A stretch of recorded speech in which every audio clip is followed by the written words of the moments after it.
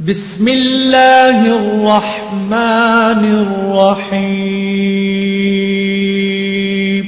شروع اللہ کے نام سے جو بڑا مہربان نہایت رحم والا ہے۔ بسم اللہ الرحمن الرحیم۔ السلام علیکم ورحمۃ اللہ وبرکاتہ۔ ناظرین اکرام، یہ درس آپ کی خدمت میں اسلامک دعویٰ اینڈ گائیڈنس سینٹر الغات سعودی عرب کی جانب سے پیش کیا جا رہا ہے۔ درس کا عنوان ہے عزت کا سرچشمہ۔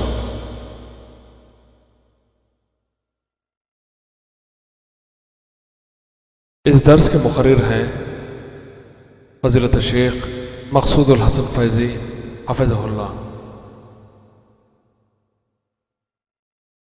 اعوذ باللہ من الشیطان الرجیم۔ قل اللهم مالك الملك تؤتي الملك من تشاء وتنزع الملك ممن تشاء وتعز من تشاء وتذل من تشاء بيدك الخير إنك على كل شيء قدير۔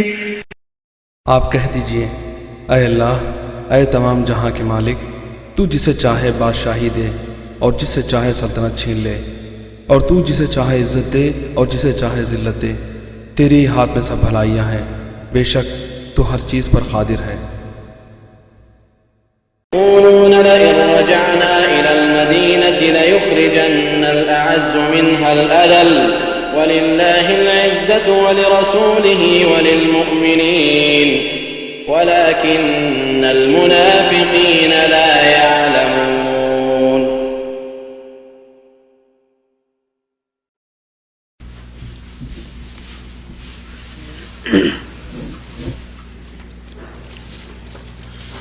بسم اللہ الرحمن الرحیم۔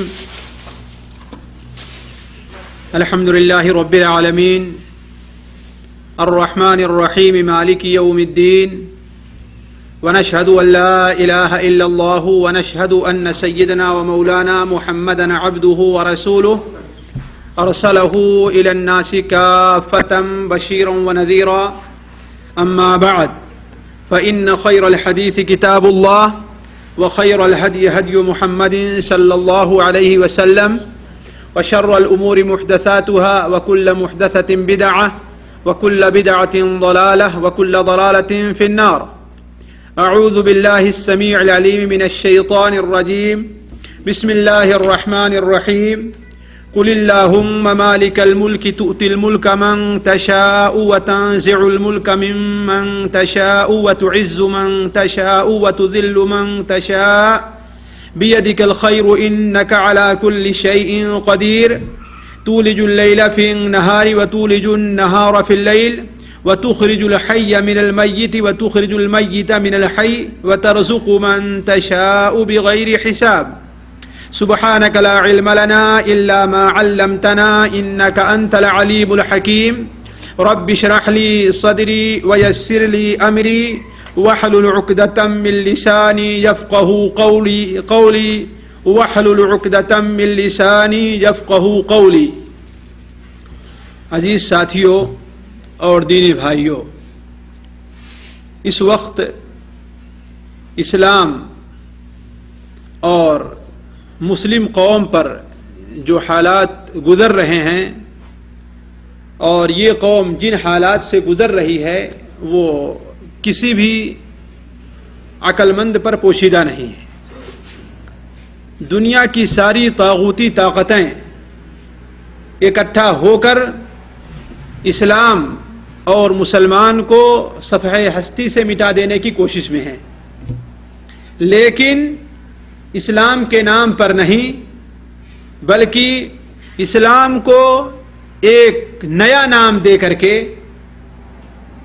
یعنی ارہاب، دہشت گرد، اس قسم کا نام دے کر کے اسلام کو وہ لوگ یا مسلمانوں کو صفحہ ہستی سے مٹا دینے کی کوشش میں لگے ہوئے ہیں۔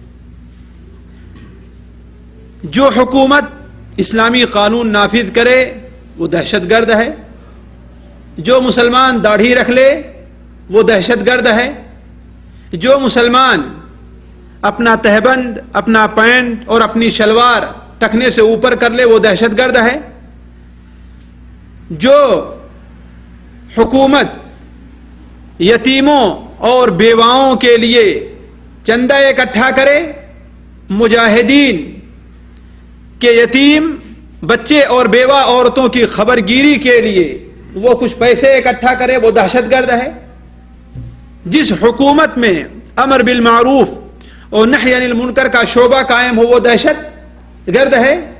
غرض کی اسلام کے جتنے کام ہیں ان پر عمل کرنے والے لوگ دہشت گرد شمار ہو رہے ہیں۔ برخلاف اس کے ایک حکومت کے اندر وزیر کے عہدے پر فائز شخص جب علی الاعلان یہ کہتا ہے کہ فلاں جگہ مسلمانوں کو ذبح کرنے، انہیں مارنے، انہیں کاٹنے کے اندر سب سے بڑا ہاتھ میرا تھا اور میں اس گروہ کی نگرانی اور سرکردگی کر رہا تھا جو مسلمانوں کو کاٹ رہا تھا، اور اعلان کرتا ہے کہ اس کے باوجود ہے کوئی جو مجھے جیل میں کر دے پھر بھی اسے دنیا دہشت گرد نہیں کرتی کہتی۔ ایک 9 سالہ اور 10 سالہ بچہ جو صرف پتھر تو چلا سکتا ہے لیکن بندوق نہیں چلا سکتا، جو پتھر تو پھینک سکتا ہے لیکن بم اور گولہ نہیں پھینک سکتا، وہ اپنے معذور باپ کی پناہ لیتے ہوئے دشمن کی گولیوں سے بچنے کے لیے آہو پکار کرتا ہے، جس منظر کو دیکھ کر کے دنیا کے بڑے سے بڑے پتھر دل لوگ بھی چیخ اٹھے، لیکن دشمن اسے 1 نہیں 2 نہیں درجنوں گولیوں سے اس کے جسم کو چھلنی کر دیتا ہے، پھر بھی دہشت گرد کون ہے؟ وہی بچہ ہے، اور یہ فوجی دہشت گرد نہیں ہے۔ غرضے کی دہشت گردی کے نام پر آج مسلمانوں کے خلاف ایک محاذ قائم ہے، جسے دیکھ کر کے معمولی علم رکھنے والے مسلمان، کمزور دل مسلمان یہ سمجھنے لگے ہیں کہ اس وقت سب سے ذلیل جو قوم ہے وہ کون سی ہے؟ وہ مسلم ہے۔ سب سے ذلیل جو لوگ ہیں وہ کون ہیں؟ مسلمان ہیں۔ یہ بات کسی حد تک صحیح ہو سکتی ہے، کیوں؟ اس لیے کہ عزت کا اصل سرچشمہ جو ہے عام طور پر مسلمانوں نے اسے چھوڑ دیا ہے۔ عزت کہاں سے حاصل ہوگی؟ عزت کس کو نصیب ہوگی؟ عزت کس کو ملے گی؟ اس چیز کو عمومی طور پر مسلمانوں نے چھوڑ دیا ہے۔ میں اسی نقطے کی طرف آج آپ کو لانا چاہتا ہوں کہ آخر عزت کا سرچشمہ ہے کہاں؟ ایک مسلمان کو عزت ملے گی کہاں؟ ایک انسان کو عزت کہاں سے ملے گی؟ دیکھیے، سب سے پہلے ہم یہ دیکھیں کہ عزت کے معنی اصل میں کیا ہیں۔ ہماری اور آپ کی زبان میں عزت آبرو کا ہم معنی سمجھی جاتی ہے، لیکن عربی زبان میں عزت کہتے ہیں ایسی قوت یا ایسی آبرو جسے چیلنج نہ کیا جا سکے، ایسی آبرو جسے چیلنج نہ کیا جا سکے۔ اس کے پاس اس عزت کے باقی رکھنے کے لیے، اس عزت کو بچانے کے لیے اس شخص کے پاس قوت بھی موجود ہو تو اصل عزت وہی عزت کہلاتی ہے، ورنہ ہر آبرو شریعت کی زبان میں یا عربی زبان میں عزت نہیں کہلائے گی۔ دوسری چیز جو بڑی اہم اور عقیدے کی ہے وہ یہ ہے کہ ایک مسلمان کا قرآن و حدیث کی روشنی میں یہ عقیدہ ہونا چاہیے کہ اصل عزت کا مالک کون ہے؟ اللہ تبارک و تعالی ہے۔ جس کو چاہتا ہے وہ عزت دیتا ہے، جس کو چاہتا ہے وہ ذلت دیتا ہے، جس کو چاہتا ہے وہ ملک دیتا ہے، جس سے چاہتا ہے وہ ملک کو چھین لیتا ہے، اور اس کا لازمی نتیجہ ہے کہ عزت اللہ میاں کس کو دیتا ہے؟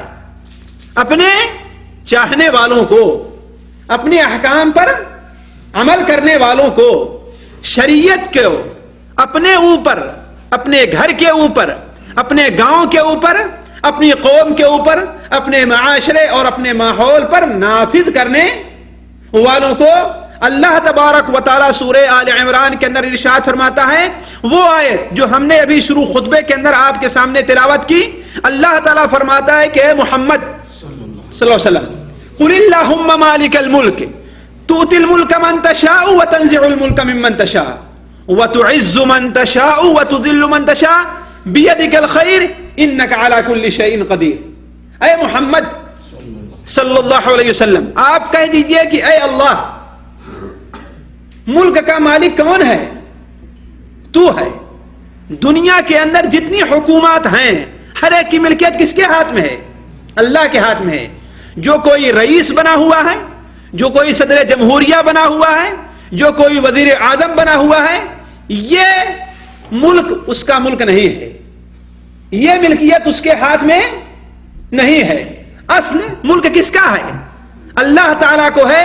اسی لیے آپ دیکھیں گے کہ ایک شخص ایسا ہوتا ہے کہ جب شام کرتا ہے تو اس حال میں کہ ملک کا ذرہ ذرہ اس کے تابع فرمان رہا کرتا ہے، لیکن جیسے ہی صبح کرتا ہے ملک کا ذرہ ذرہ اس کی ملکیت سے خارج ہو جایا کرتا ہے۔ اس کا مطلب ہے کہ یہ ملک اس کا نہیں ہے، یہ ملک کس کا ہے؟ اللہ تعالیٰ کا ہے۔ قل اللہم مالک الملک تؤتی الملک من تشاء وتنزع الملک ممن تشاء، جس کو چاہتا ہے تو بادشاہت دیتا ہے، جس کو چاہتا ہے وزیر اعظم بناتا ہے، جس کو چاہتا ہے صدر جمہوریہ بناتا ہے، اور جس سے چاہتا ہے یہ چھین بھی لیتا ہے۔ انسان کی ملکیت کا تو یہ حال ہے کہ جس ملک کے اندر وہ پاؤں پٹکتا تھا تو لوگ کانپ جایا کرتے تھے، ایک وقت آتا ہے کہ اس ملک سے ایک قطرہ پانی بھی اسے پینا نصیب نہیں ہوتا، حتیٰ کہ اس ملک کی سرزمین میں دفن ہونا بھی نصیب نہیں ہوتا ہے۔ دنیا کی تاریخ، ماضی قریب کی بھی تاریخ ہے اور ماضی بعید کی بھی تاریخ آپ لوگوں کے سامنے ہے، اور اگر اللہ تعالیٰ نے آپ لوگوں کی عمر میں برکت دی، اور اللہ تعالیٰ سے دعا ہے کہ علم و عمل کے ساتھ آپ کی عمر میں برکت عطا فرمائے، تو آپ دیکھیں گے کہ بہت سے لوگوں کی یہ کیفیت ہے اور ہوگی۔ تو قل اللہم مالک الملک تؤتی الملک من تشاء وتنزع الملک ممن تشاء وتعز من تشاء وتذل من تشاء، جسے چاہتا ہے عزت دیتا ہے اور جسے چاہتا ہے تو ذلیل کر دیتا ہے، جسے چاہتا ہے تو عزت دیتا ہے اور جس کو چاہتا ہے ذلیل کر دیتا ہے۔ بیدک الخیر انک علی کل شیء قدیر، خیر اور بھلائی آپ کے ہاتھ میں ہے اور آپ ہر چیز کے اوپر قدرت اور طاقت رکھنے والے ہیں، کسی دوسرے کی قدرت کسی دوسری چیز کے اوپر نہیں ہے۔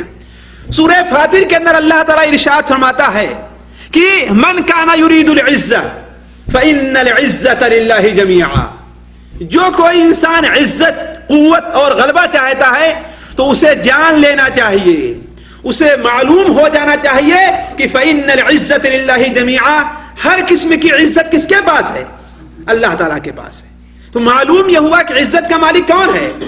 اللہ تعالیٰ۔ اسی لیے وہ لوگ خواہ اس دنیا کے اندر یا آخرت کے اندر عزت کو اللہ تبارک و تعالیٰ کے دربار سے چھوڑ کر کے دوسرے دربار سے حاصل کرنا چاہتے ہیں، تو قرآن مجید میں اللہ تبارک و تعالیٰ نے ان کی سخت مذمت کی ہے۔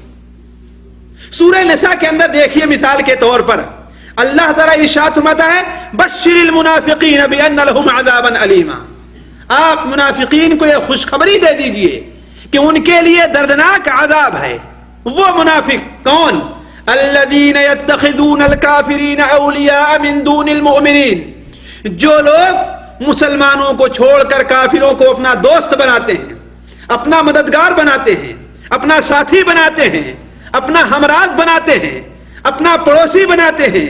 الذین یتخذون الکافرین اولیاء من دون المؤمنین، جو لوگ، وہ منافق جو اللہ تبارک و تعالی کے مومن بندوں کو چھوڑ کر کے کافروں کو اپنا اولیاء، اپنے دوست، اپنے ساتھی، اپنا مددگار بناتے ہیں، تو ایبتغون عندہم العزہ، کیا ان کے پاس مدد ڈھونڈنے جا رہے ہیں، ان سے طاقت اور عزت چاہتے ہیں؟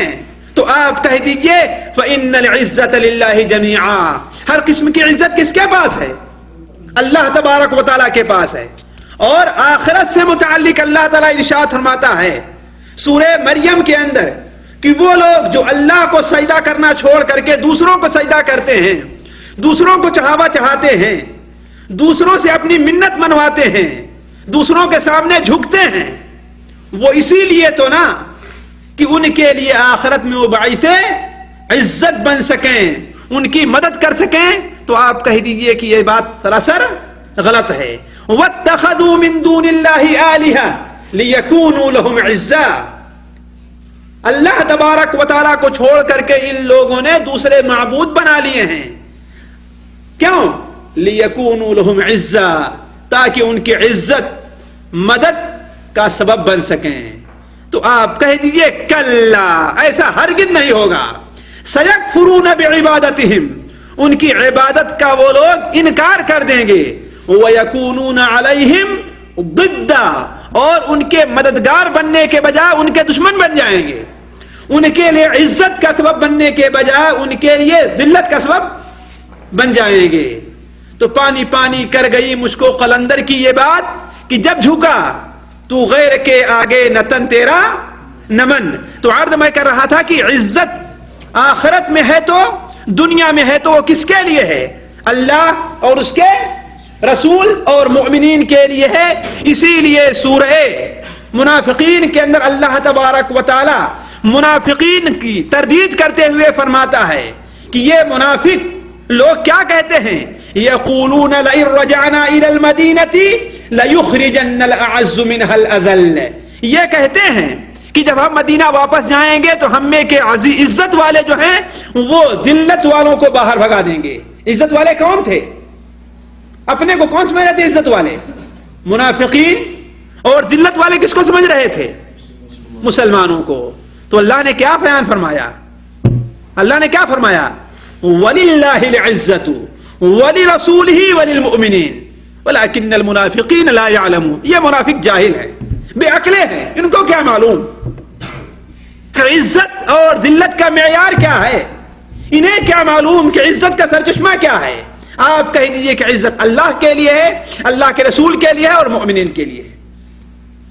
اسی لیے ذرا دیکھیں، ابھی آپ لوگ تراویح پڑھا کرتے تھے، تراویح کے بعد قیام پڑھا کرتے تھے. دعائے قنوت، دعائے قنوت اگر غور سے سنیں تو اس میں کیا ہے؟ فَإِنَّهُ لَا يَذِلُّ مَنْ وَالَيْتَ وَلَا يَعِزُّ مَنْ عَادَيْتَ. کیا معنی ہے اس کا؟ یعنی اللہ کا جو ولی بن جائے اسے کوئی ذلیل نہیں کر سکتا ہے، اور اللہ کا جو دشمن بن جائے اسے کوئی عزت نہیں دے سکتا ہے. فَإِنَّهُ لَا يَذِلُّ مَنْ وَالَيْتَ وَلَا يَعِزُّ مَنْ عَادَيْتَ. تو عرض کرنے کا مقصد ہے کہ ہر قسم کی عزت کس کے لیے ہے؟ کہ اللہ کے لیے، اللہ کے رسول کے لیے اور اللہ کے مومن بندوں کے لیے ہے. اس لیے اب ہم یہ دیکھتے ہیں کہ آخر یہ عزت کا سرچشمہ ایک مومن کو کہاں سے حاصل ہوگا. دیکھیے، جبکہ یہ معلوم ہے کہ من کان یرید العزہ فإن العزة للہ جمیعا. جو انسان عزت چاہتا ہے تو وہ یہ جان لے کہ ہر قسم کی عزت کس کے پاس ہے؟ اللہ تعالیٰ کے پاس ہے. یعنی عزت اگر کوئی چاہتا ہے تو اللہ کی طرف متوجہ ہو، اس کے اوپر ایمان لے آئے، اس کی کتابوں پر ایمان لے آئے، اس کے فرشتوں پر ایمان لے آئے. یعنی ارکان ایمان جو 6 ہیں ان 6 کے اوپر ایمان لے آنا ضروری ہے. اس کے مطابق عمل کرے، اور اس عمل کے اندر جو چیز رکاوٹ بننے والی ہو اس سے قتال اور لڑائی بھی کرے. یہ ہے عزت کا سرچشمہ. ایمان، عمل صالح اور جہاد. یہ 3 چیزیں جب مسلمان کے اندر پائی جائیں گی تو مسلمان باعزت ہو کر کے رہے گا. اور یہ تینوں چیزیں جب ختم ہو جائیں گی اور جتنی کمی واقع ہوتی جائے گی ان 3 چیزوں کے اندر، اتنا ہی مسلمان ذلیل اور رسوا ہوتا جائے گا. ایمان، عمل صالح اور جہاد. ایمان، عمل صالح اور جہاد. آج کی مجلس میں آپ کے سامنے صرف ایک بات ان تینوں میں سے رکھوں گا. وہ آپ یہ دیکھیں کہ ایک مومن ہونے کے ناطے ایک مسلمان عزیز کیسے ہوا کرتا ہے. دیکھیے، جیسا کہ ہم نے آپ سے عرض کیا ایمان کے کتنے رکن ہیں؟ 6 رکن ہیں.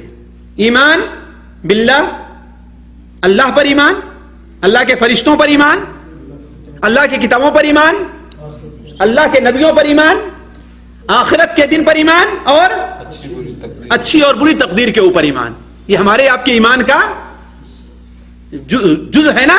ایمان کے 6 ارکان ہیں، مدرسے میں پڑھتے ہی رہتے ہیں. آمنت باللہ وملائکتہ وکتبہ ورسلہ والیوم الآخر وبالقدر خیرہ وشرہ من اللہ تعالی والبعث بعد الموت. ایمان مفصل اسی کو تم کہتے ہیں نا. بچوں کو مکتب میں رٹاتے ہیں کہ بچے پڑھو ایمان مفصل کو. آمنت باللہ وملائکتہ، بچے رٹتے رہتے بغیر اس کا معنی سمجھے ہوئے، بغیر اس کا معنی سمجھے ہوئے بچے رٹتے رہتے ہیں ایمان مفصل کو. تو اصل ایمان، اصل مومن کا جو سرچشمہ ہے وہ کیا ہے؟ ایمان ہے. دیکھیے ایک مومن بذات خود اگر وہ مومن ہے تو وہ عزیز ہے.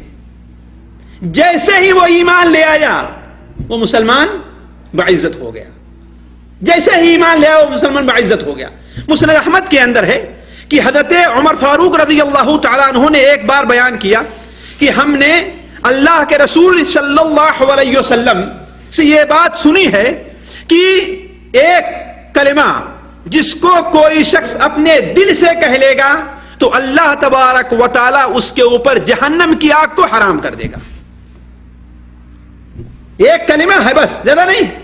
اگر کوئی دل سے اور اخلاص سے اللہ کی رضا کے لیے اس کلمے کو کہہ دے گا تو اللہ تعالیٰ اس کے اوپر جہنم کی آگ کو حرام کر دے گا. حضرت عثمان غنی رضی اللہ تعالیٰ عنہ نے فرمایا کہ میں جانتا ہوں وہ کلمہ کون ہے، میں جانتا ہوں کہ وہ کلمہ کون ہے. یہ وہی کلمہ ہے جس کلمے کے ذریعے اللہ تعالیٰ نے محمد صلی اللہ علیہ وسلم اور ان کے ساتھیوں کو عزت بخشی تھی. یہ وہی کلمہ ہے جس کلمے کے ذریعے اللہ تعالیٰ نے محمد صلی اللہ علیہ وسلم اور آپ کے ساتھیوں کو عزت بخشی تھی. وہ کلمہ کون تھا؟ کلمہ لا الہ الا اللہ محمد الرسول اللہ صلی اللہ علیہ وسلم تھا. تو ایک انسان مومن ہو جاتا ہے، یہی اس کے باعزت ہونے کی دلیل ہے. اس کی مثال چاہتے ہیں، ذرا غور کریں. حضرت موسیٰ علیہ السلام، قرآن مجید سے مثال لیں. حضرت موسیٰ علیہ السلام مصر سے کیوں نکلے تھے؟ فرعون کے ڈر ہی سے تو نکلے تھے نا. فرعون کے ڈر ہی سے تو نکلے تھے کہ ایسا نہ ہو مجھے قتل کر دیا جائے. اور جب اللہ تعالیٰ نے نبوت سے نوازا تو اسی وجہ سے شہر کے اندر آنے سے کترا رہے تھے. لیکن جب نبوت اور ایمان کی دولت انہیں نصیب ہو گئی تو اسی فرعون جو سب سے بڑا ظالم تھا اپنے وقت کا، اسی کے سامنے سینہ تان کر کے آ کر کے کھڑے ہو گئے. ہے کہ نہیں؟ اس سے بھی واضح دلیل دیکھیے. موسیٰ علیہ السلام کا مقابلہ کرنے کے لیے فرعون بدبخت نے کن کو جمع کیا تھا؟ جادوگروں کو جمع کیا تھا، ہے کہ نہیں؟ اور شہر کے ملک کے جو بڑے سے بڑے جادوگر تھے ان کو اکٹھا کر کے لایا تھا. ہے بات صحیح کہ نہیں بات صحیح؟ اور وہ فرعون کی کتنی عزت کیا کرتے تھے کہ جب اپنا کرتب دکھانے کے لیے اپنے لاٹھیوں کو اور اپنی رسیوں کو ڈالا تھا تو کیا کہا تھا؟ وَقَالُوا بِعِزَّةِ فِرْعَوْنَ إِنَّا لَنَحْنُ الْغَالِبُونَ. فرعون کی عزت کی قسم کھائی ہے انہوں نے، فرعون کی طاقت اور قوت کی قسم کھائی ہے کہ ہم لوگ غالب رہیں گے. لیکن نتیجہ کیا ہوا؟ چند منٹ لگے ہوں گے کہ ان کا کھیل کمزور پڑ گیا موسیٰ علیہ السلام کے کھیل کے مقابلے میں. اگر کھیل ہے تو وہ، حالانکہ وہ معجزہ تھا، کھیل نہیں تھا، وہ اللہ تعالیٰ کی تائید تھی. لیکن جیسے ہی حضرت موسیٰ علیہ السلام نے اپنی چھڑی کو، اپنی عصا کو زمین پر ڈالا ہے تو نتیجہ کیا نکلا؟ اس اثر کو دیکھ کر کے سارے کے سارے کیا کہہ اٹھے؟ آمنا برب موسیٰ و ہارون. ہم موسیٰ اور ہارون کے رب پر ایمان لے آئے. دیری نہیں لگی. وہی جو فرعون کی عزت کی قسم کھا رہے تھے، اب فرعون کے سامنے ان کا کیا جواب ہوتا ہے؟ فرعون نے کیا کہا؟ تم لوگوں کے ہاتھ اور پیر کو بدل کر کے میں کاٹ دوں گا، یعنی دایاں ہاتھ کاٹوں گا تو بایاں پیر کاٹوں گا، اور اگر دایاں پیر کاٹوں گا تو بایاں ہاتھ کاٹوں گا، اور سولی پر لٹکا دوں گا تم کو۔ وعدے پڑھے ہیں نا یہ تاریخ کے اندر، قرآن مجید میں صاف اس کا ذکر ہے۔ تو فرعون نے یہ دھمکی دی نا، انہوں نے کیا کہا تھا؟ وہی جو فرعون کی قسم کھا رہے تھے، فرعون سے ڈر رہے تھے، کیا کہتے ہیں؟ فقد ما انت قال، جو کچھ کرنا ہے کر جا تو۔ اب جو فرعون کی عزت کی قسم کھا رہے ہیں، اس سے اتنا خوف ہے، وہ اب کیا کہہ رہے ہیں؟ صرف مومن ہو گئے بس، کیا کہتے ہیں؟ فقد ما انت قال، جو کچھ کر سکتا ہے کر جا تو۔ انما تقضی هذه الحیات الدنیا، اس لیے کہ تیرا عمل اسی دنیا کے اندر تک رہے گا بس، آخرت میں تیرا کوئی زور چلنے والا نہیں ہے۔ اس دنیا میں تجھے مشقت کر سکتا ہے، لیکن آخرت میری تو نہیں بگاڑ سکتا ہے۔ انا آمنا بربنا لیغفر لنا، آخر تک معاملہ گیا۔ تو دیکھیے ایمان لاتے ہی ان کے اندر کیسی عزت پیدا ہو گئی، ایمان لاتے ہی ان کے اندر کیسی عزت پیدا ہو گئی کہ دنیا کے سب سے بڑی طاقت کو، دنیا کے سب سے بڑے ظالم کو، دنیا کے سب سے بڑے طاغیہ کو کس طریقے سے انہوں نے چیلنج کر دیا۔ اسی لیے اللہ تعالیٰ کیا فرماتا ہے؟ وَلَا تَهِنُوا وَلَا تَحْزَنُوا وَأَنْتُمُ الْأَعْلَوْنَ إِن كُنتُم مُؤْمِنِينَ۔ پریشان نہ ہو، سستی نہ دکھلاؤ، غمگین نہ ہو، عزت تمہیں ہی ملے گی اگر تم مومن رہے تو۔ وَأَنْتُمُ الْأَعْلَوْنَ، کامیابی تم کو نصیب ہوگی، بلندی تم کو ملے گی، بلند تم رہو گے، عزت تم کو ملے گی، بشرطے کہ تم مومن رہو تو۔ تو عرض کرنے کا مقصد یہ ہے کہ مومن اگر مومن ہے تو بذات خود وہ باعزت ہے۔ ایک مومن ہونے کے ناطے اس کے اندر عزت پائی جا رہی ہے، اس کی اس عزت کو کوئی چھین نہیں سکتا الا یہ کہ وہ اپنے ایمان کو خراب اور برباد کرنا شروع کر دے۔ ذرا اس کو تفصیل سے لے لیجئے۔ دیکھیے ایمان کا پہلا رکن کیا ہے؟ اللہ پر ایمان لے آنا ہے۔ اللہ پر ایمان لے آنا، اللہ کی الوہیت پر ایمان لے آنا، اللہ کی ربوبیت پر ایمان لے آنا، اللہ کے اسماء اور صفات کے اوپر ایمان لے آنا ہے کہ نہیں ہے؟ اگر کوئی انسان اس بات پر ایمان لے آ رہا ہے کہ اللہ عزیز ہے، عزت کا مالک کون ہے؟ اللہ تعالی ہے۔ ذلت کا مالک کون ہے؟ اللہ تعالی ہے۔ تو وہ کسی کے سامنے ذلیل ہوگا؟ کسی کے سامنے جھکے گا؟ کسی سے ڈرے گا؟ جسے یقین ہو جائے کہ رزق کا مالک کون ہے؟ اللہ تعالیٰ ہے۔ روزی کس کے ہاتھ میں ہے؟ اللہ تعالیٰ کے ہے۔ تو وہ کسی کے سامنے اپنا ہاتھ پھیلائے گا؟ کسی کے سامنے ذلیل ہوگا؟ یہ بڑی اہم چیز ہے، اور یہ بڑا اہم نقطہ ہے جسے آج مسلمانوں نے عمومی طور پر چھوڑ دیا ہے۔ وہ کیا؟ اللہ تبارک و تعالیٰ کے اسماء اور صفات کے اوپر ایمان لے آنا۔ اللہ کا ایک نام کیا ہے؟ عزیز ہے نا۔ اللہ کا نام ایک کیا ہے؟ قدیر ہے نا۔ ہر چیز پر قدرت رکھنے والا کون ہے؟ اللہ تعالیٰ ہے۔ ہر قسم کی عزت کا مالک کون ہے؟ اللہ تعالیٰ ہے۔ اگر ایک مومن کا سچا ایمان اس کے اوپر ہو جائے، وہ کسی کے سامنے جھک سکتا ہے؟ اللہ کے رسول صلی اللہ علیہ وسلم سے متعلق حضرت انس بن مالک رضی اللہ عنہ کی روایت ہمارے خیال سے بخاری اور مسلم کے اندر ہے کہ ہم لوگ غزوہ ذات الرقا سے واپس آ رہے تھے۔ کہاں سے؟ غزوہ ذات الرقا سے۔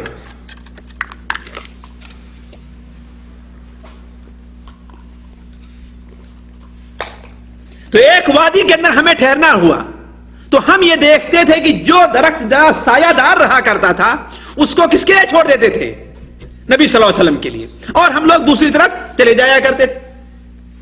کہا ہم لوگ اسی طریقے سے جا کر کے دوسری جگہ ٹھہرے کہ اتنی دیر میں آپ صلی اللہ علیہ وسلم کے پکارنے کی آواز ہمارے کانوں میں آتی ہے اور ہم آپ کی طرف بھاگ کر کے آئے۔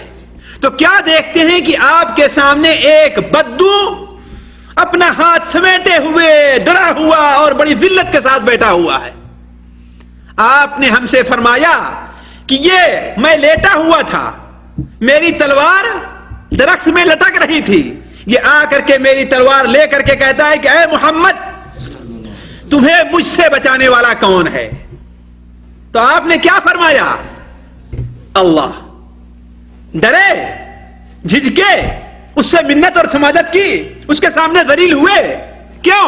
اس لیے کہ یہ یقین تھا کہ اللہ تبارک و تعالی کے حکم کے بغیر کوئی میرا ایک بال بھی بیکا نہیں کر سکتا ہے. کوئی بڑے سے بڑا دشمن ہو، اگر اللہ تعالیٰ کا حکم نہیں ہے تو میرا کچھ بھی بگاڑ نہیں سکتا. یہ آپ کی یہ جرأت اسے دیکھنی تھی تو کیا ہے کہ اس کی تلوار وہیں پر گر پڑی. آپ نے پوچھنا کہ اچھا یہ بتاؤ اب تمہیں مجھ سے کون بچانے والا ہے؟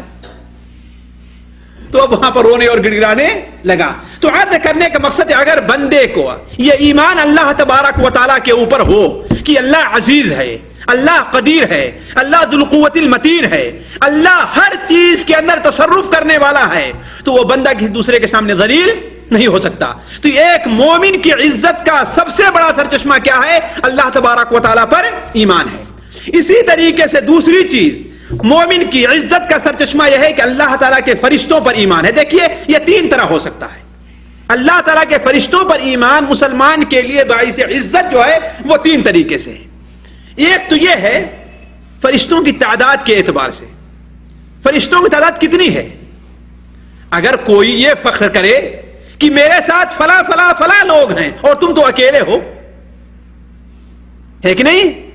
اگر کوئی حکومت یہ فخر کرے کہ میری تائید کرنے والے فلاں اور فلاں اور فلاں اور فلاں ملک کے لوگ ہیں اور ہم تو اکیلے ہیں، لیکن اگر مومن حکومت ہے، اگر مومن بندہ ہے، تو اسے اس بات پر فخر کرنا چاہیے کہ ہمارے ساتھ فرشتوں کی تعداد موجود ہے.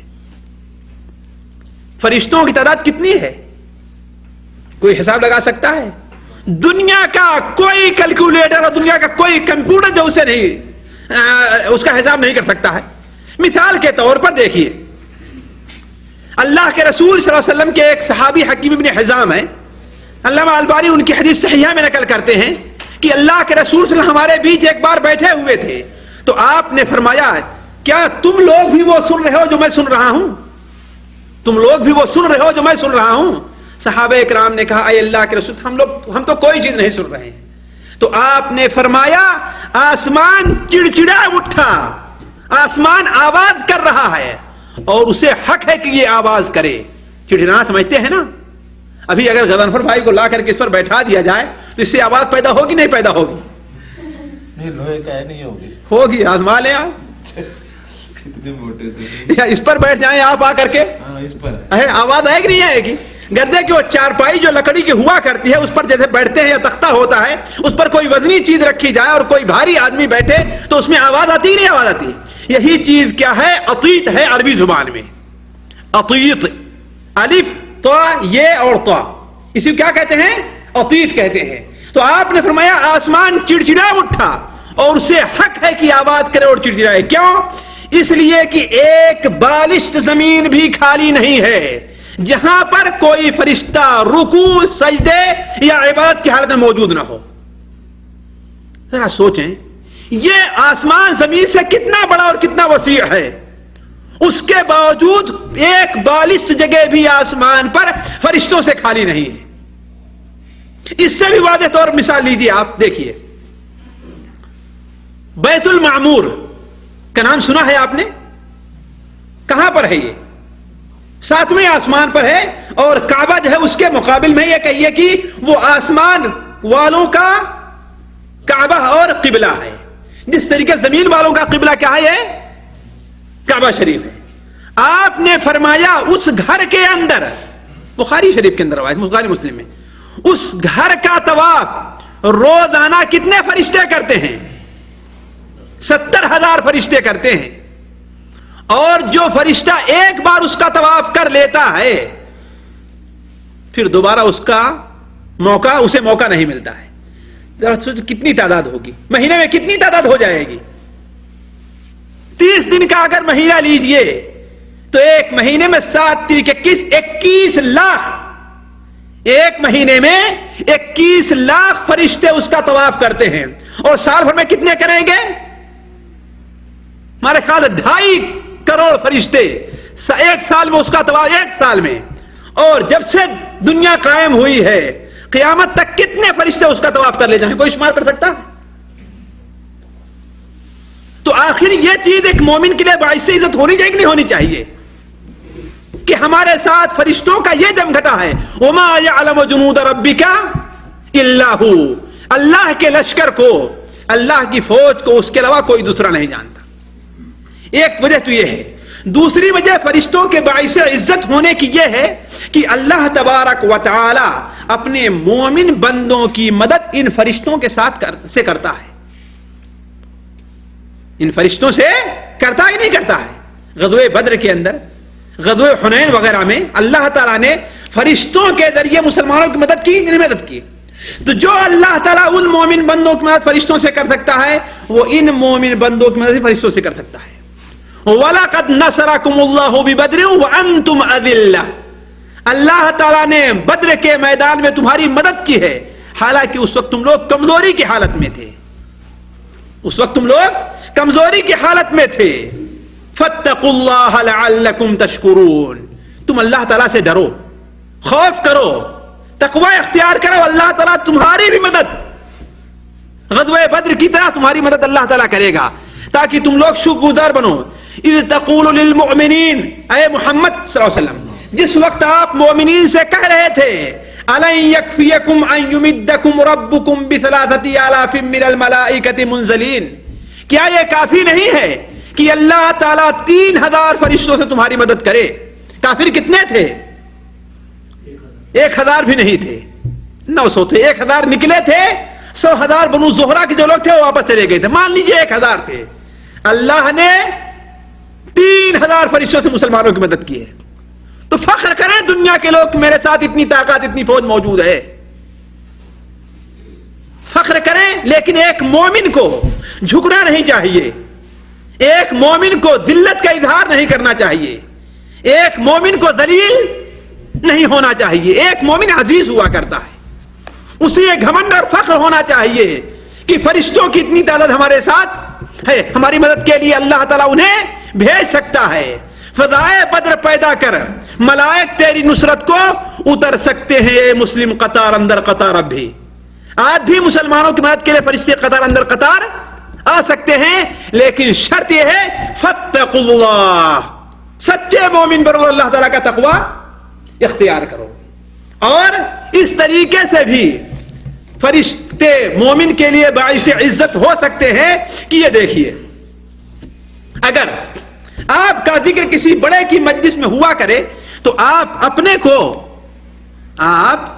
کو باعزت سمجھیں گے نہیں سمجھیں گے؟ سمجھیں گے نا کہ دیکھو تم میری باتیں کرتے ہو، فلاں فلاں لوگ بھی میرا ذکر آپس میں بیٹھتے ہیں تو کیا کرتے ہیں. چہ جائے کہ اللہ تعالی کے عرش بری اور اس کے ارد گرد رہنے والے فرشتے مسلمانوں کا اپنے پاس ذکر کرتے رہے.